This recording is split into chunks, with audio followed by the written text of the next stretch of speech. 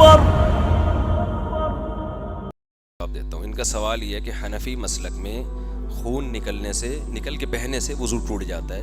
تو بہت سارے واقعات ہیں صحابہ کے کہ نماز کے دوران ان کا خون نکلا مگر وضو نہیں ٹوٹتا. پہلی بات تو یہ کہ بہت سارے واقعات نہیں ہیں. ایک واقعہ مجھے صحیح سند کے ساتھ یاد پڑتا ہے. یہ جو آپ نے کہا کہ نماز کے دوران ان کی ٹانگ کاٹ دی گئی، تو یہ تو ویسے ہی عقل کے خلاف ہے نا. پوری ٹانگ نماز کے دوران کون کاٹ سکتا ہے کسی کی؟ یہ واقعہ ہے کہ صحابہ کو نماز کے دوران تیر لگا، یہ صحیح حدیث ہے، اور تیر لگ کے بہتا رہا ہے خون اور وہ نماز پڑھتے رہے ہیں. یہ واقعہ صحیح ہے. اس پر ایک بہت بڑا اشکال ہوتا ہے کہ وہ ان کا تو وضو نہیں ٹوٹا تو حنفیوں کا کیوں ٹوٹ جاتا ہے؟ ٹھیک ہے نا. اس کا جواب یہ کہ اس حدیث یہ بالاتفاق منسوخ ہے. وجہ اس کی یہ ہے کہ امام شافعی رحمہ اللہ تعالی جو کہتے ہیں خون نکلنے سے وضو نہیں ٹوٹتا، خون کو ناپاک وہ بھی مانتے ہیں. خون بہرحال کیا ہے؟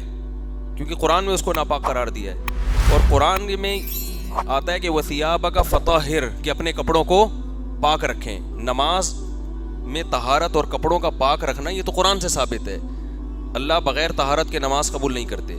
تو سب سے بڑا اشکال ان صحابی پر یہ ہوتا ہے کہ چلو خون نکلنے سے فرض کر لیتے ہیں وضو نہیں ٹوٹا، لیکن وہ خون کپڑوں پہ تو لگا نا، کپڑے ناپاک ہو گئے.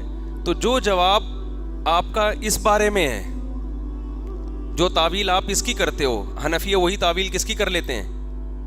ظاہر ہم یہ کہتے ہیں ان صحابی کو یا تو علم نہیں تھا کہ خون ایک ناپاک چیز ہے، یہ علم نہیں تھا ان کو، کیونکہ اسلام جو مسائل کا علم ہے وہ تو آہستہ آہستہ پھیل رہا تھا نا. بہت سے صحابہ کو بہت سی چیزیں معلوم نہیں تھی. ان کا یہ خیال تھا کہ خون ناپاک نہیں ہے اور اس کے نکلنے سے وضو نہیں ٹوٹتا. تو ان کا خیال پوری امت پہ حجت نہیں ہے، کیونکہ اگر آپ اس حدیث کو مانو گے تو پھر آپ کو یہ بھی ماننا پڑے گا کہ خون کیا ہے؟ پاک ہے، جبکہ اس کا کوئی بھی قائل نہیں ہے. تو یہاں یہی کرنا پڑے گا کہ ان صحابی نے اپنی رائے کے مطابق اس پر عمل کیا. اس پہ نبی صلی اللہ علیہ وسلم کی توثیق اور آپ کی طرف سے یہ ثابت نہیں ہے کہ یہ نبی نے ان کو یہ فرمایا ہو.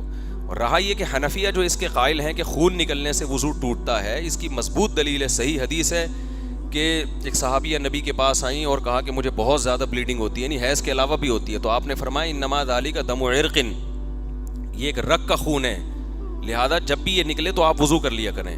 تو رگ کا خون ہونا، رگ سے مراد وہ رگ نہیں ہے جس کو ہم اردو میں رگ کہتے ہیں، یعنی نسوں میں سے خون جو بلڈ ہوتا ہے. تو آپ صلی اللہ علیہ وسلم نے وضو ٹوٹنے کی جو وجہ بتائی وہ رگ سے خون کا نکلنا قرار دیا ہے. تو یہ بہت بڑی امام حنیفہ کی دلیل ہے کہ رگ سے جب بھی خون نکلے گا آپ کا وضو ٹوٹ جائے گا. چلیں.